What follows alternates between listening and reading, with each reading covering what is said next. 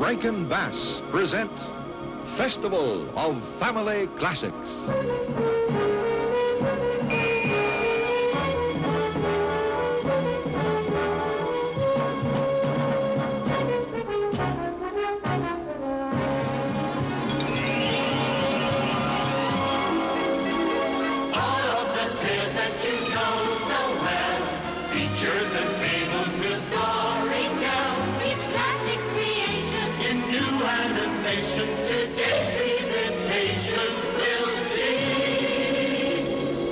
Verne's breathtaking tale of underwater life, 20,000 Leagues Under the Sea, Part 2.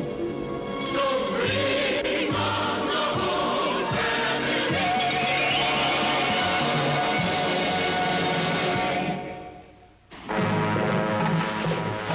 While searching the high seas for a widely reported but unidentified monster, the U.S. Navy frigate Abraham Lincoln is attacked not by some giant whale, but by a mysterious underwater ship.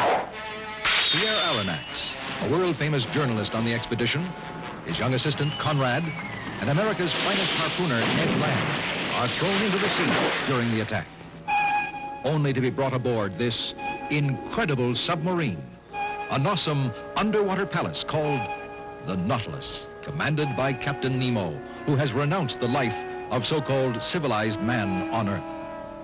So, Captain, you are just as much a prisoner in this ship as we are. On the contrary, Mr. Land, the entire undersea world is my personal domain.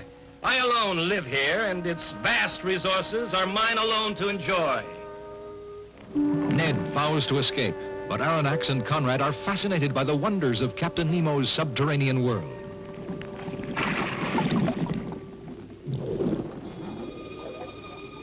After exploring the underwater forests of Crespo Island, where Conrad is saved from the pincers of a giant crab by his friend Fifi the porpoise, Captain Nemo takes the Nautilus through the Arabian Tunnel, a secret passage underneath the Suez to the Mediterranean and Vigo Bay, where the Spanish treasure ships from the New World were sunk. I knew these treasures were valued at $2 million. Now you are beginning to understand the extent of my wealth, Mr. Aronnax. But these encounters are nothing compared with Captain Nemo's decision finally to take the Nautilus to the South Pole. Slowly, carefully, Nemo guides his ship along the undercrust of the Great Ice Barrier until finally they make it, the South Pole. Captain Nemo claims possession to this new domain just before the sun sets on 6 months of winter darkness. But on the way back, a huge iceberg breaks and traps the Nautilus in a sealed chamber of ice 1,000 feet below the ocean surface. Efforts to chop their way out are futile, and the air supply aboard the ship is nearly depleted.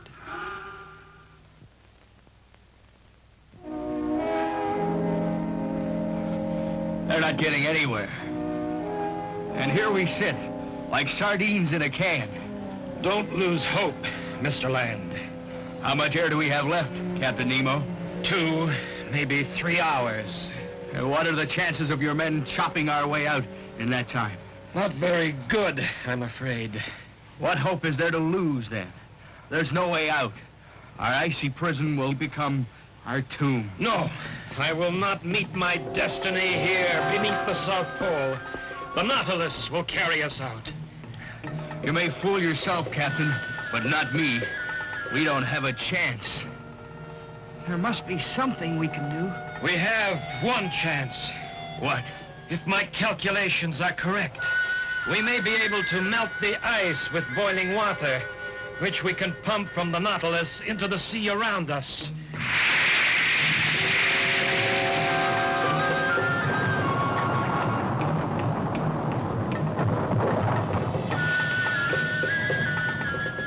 Mr. Aronnax, can you hear me? Speak to me.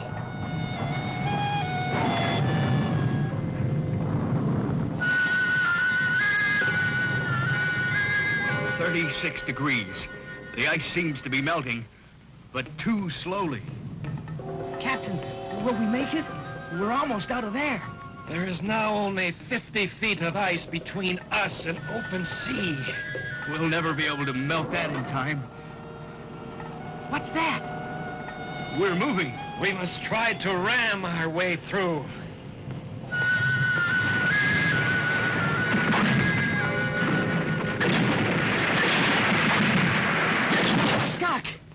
So much for Nemo's last chance. Wait! He's going to try again.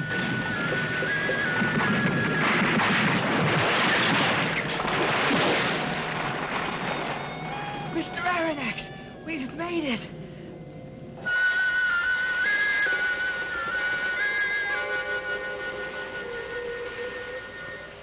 Fresh air. He's coming around, Captain. Mr. Aronnax, how do you feel? Oh, all right, I guess. Where are we? We're out. We're out on the surface. Can you smell that air? You've performed a miracle, Captain. You can thank the crew of the Nautilus and about 30,000 gallons of boiling water.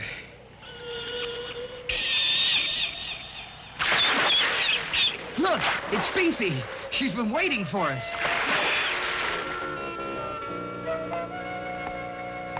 Good evening, Mr. Aronnax. Are you feeling better? Yes, much better, Captain. Thank you. Good. Do you think you're strong enough to accompany me on a rather special excursion tonight? Well, yes, I think so. There will be a lot of walking and climbing, and the roads are not very well kept up. Roads? Your description only increases my curiosity.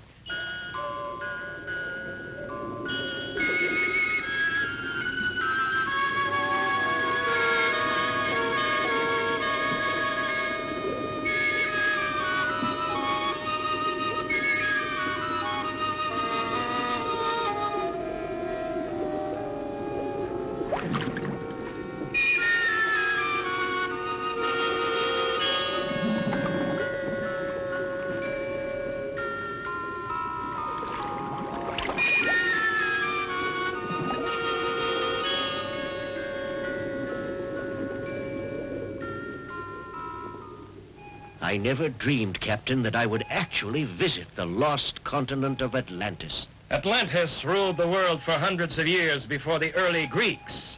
Then, in one day and one night, the entire continent was wiped from the face of the earth, submerged beneath the sea by a natural cataclysm, probably greater than any catastrophe the world has known since then. Maybe someday Atlantis will rise again. Yes, Conrad, there are many people who believe it will. The world needs new men, not new continents.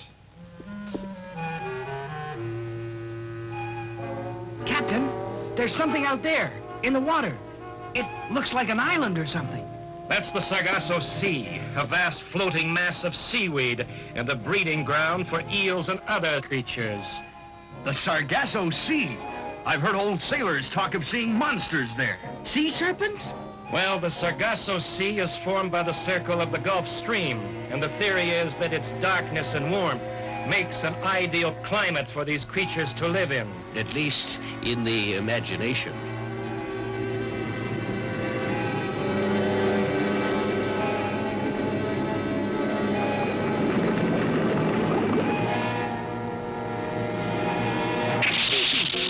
What was that? The biggest electric eel I've ever seen. He'll kill Fifi. What can we do? Give that eel a taste of his own medicine. What do you mean? Just keep your eye on him.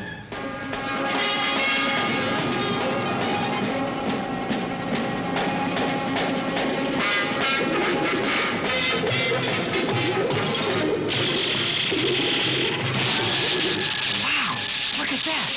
Like lightning.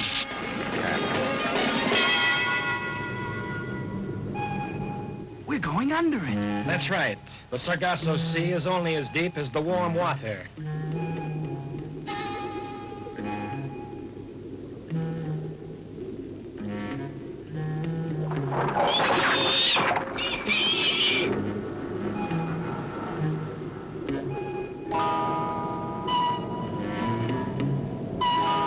Could that be what I think it is? I'm afraid so, Ned. What? An octopus. Judging by that tentacle, an octopus 20 times the size of any I've ever seen.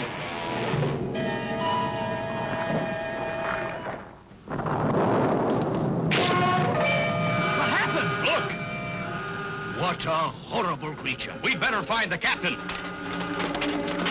One of those creatures out there has fouled the propeller, and now we can't move. What do you intend to do? We'll have to surface and fight our way free. But how? Hand to hand.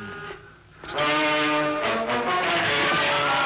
out! It's your Conrad! Help! Come on! Help! Somebody from the line! Help! Help! Somebody! Anybody! Help!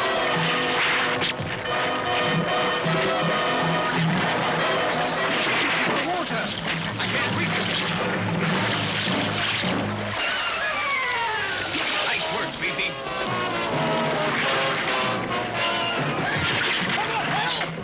There goes the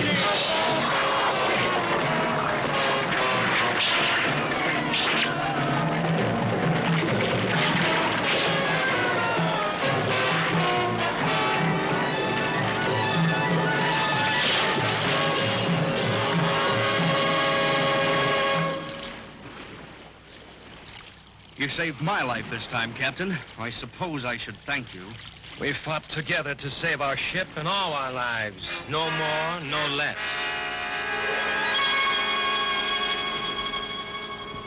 I tell you, I've had enough. We must escape. But Ned, we don't even know where we are. I don't care. The next time we surface, I'm going to hijack that dinghy and we're going to get out of here. That will be very risky. No more risky than fighting off giant octopus or traveling under the South Pole. Who knows what grim fate waits for Captain Nemo beneath the sea? And since I am not the captain of this ship, I don't intend going down with it. I agree with Ned, Mr. Aronnax. We ought to try. Yes, I know, Conrad. All I'm suggesting is that we make our move when we know where we're going. Look! There's something out there, near the horizon. It's a whale. It's Fifi. Here comes the rest of the family. It's a whole school of whales. Getting awfully close.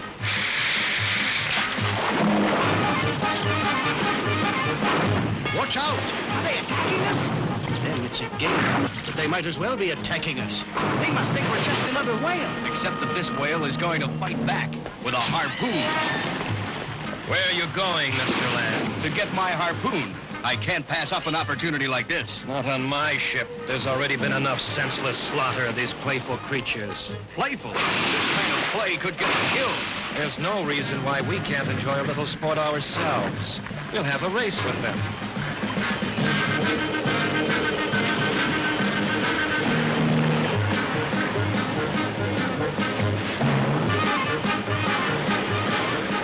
We did it. We won.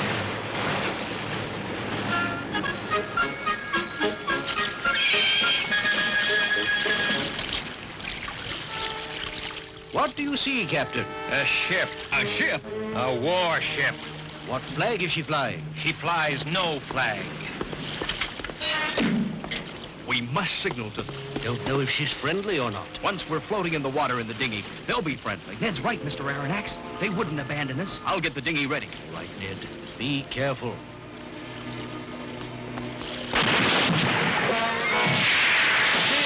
They're firing on us.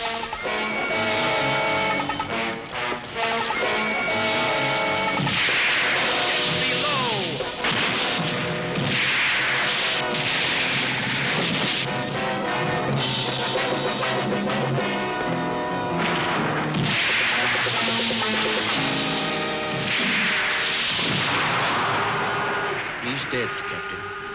That warship has signed her own death warrant. What are you going to do? Sink it. But, Captain...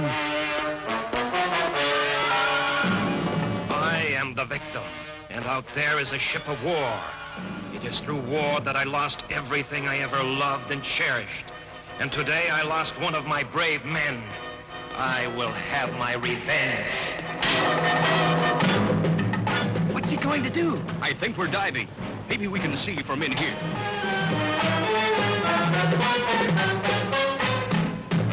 They never should have fired on us. I never saw the captain in such a rage. We're going to ram her!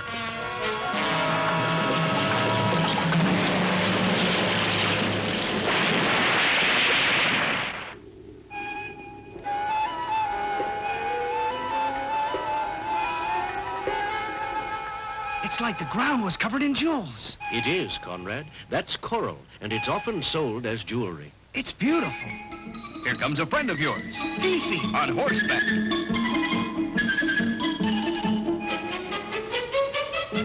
Hang on, Fifi. Hang on. Gentlemen, Yes, Captain. would you join us? Where to, Captain? To pay our last respects to our valiant crewman whose life was lost so needlessly. Oh, yes, Captain, of course. Follow me.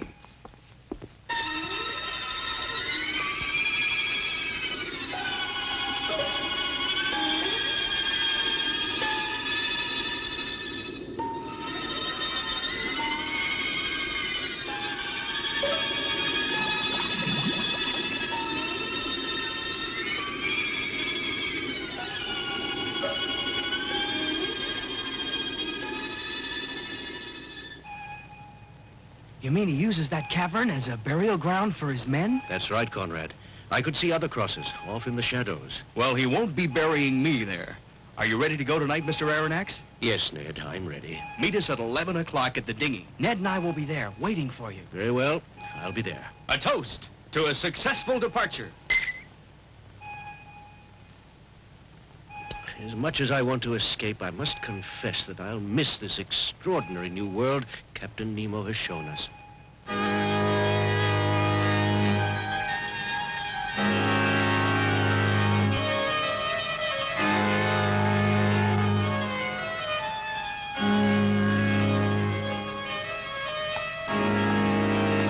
Oh, Mr. Aronnax, you must wonder what I am doing. Not at all, Captain. I was just enjoying your music. Can you tell that I do not play for pleasure? Yes, Captain. There was a time when I lived among men and had everything I could possibly desire for happiness. I had money, position, and a family whom I loved and who loved me. And where are they now? They were lost. Killed? Yes, aboard a ship I commanded. We were unarmed, carrying passengers across the Atlantic. What happened? We were attacked by a warship. I was the only survivor. You mustn't blame yourself, Captain. I don't. But I will never be able to escape the curse of that terrible memory. What must I do to be released? What?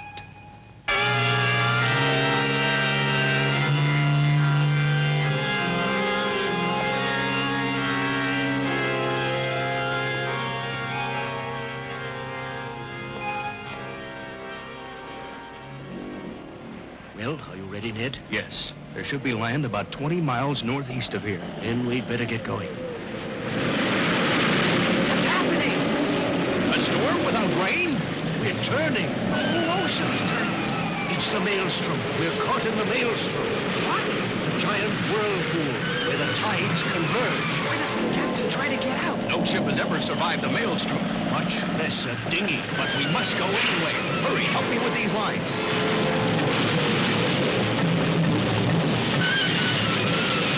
What's the matter? Hurry!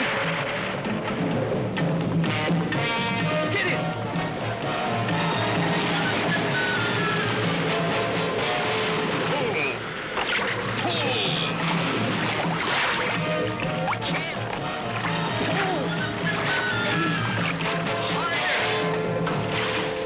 Now we're moving.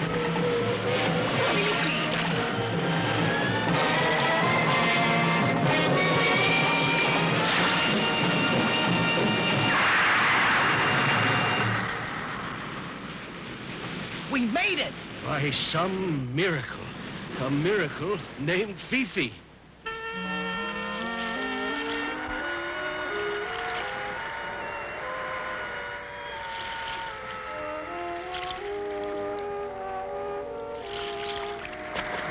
At last, dry land. My legs are still at sea. No wonder after 10 months without setting foot on solid ground. How far do you think we traveled? It must have been 20,000 leagues at least. Farther than most men travel in a lifetime on land. I know the rest of my life will be haunted by dreams of our voyage. Our lives just won't be the same. No, but at least our lives will be our own. I still don't see why Captain Nemo allowed himself to be caught in the maelstrom. Perhaps there was nothing he could do. Perhaps. But then I think only death could have released him from the sorrow he seemed to carry in life. I don't know where we are.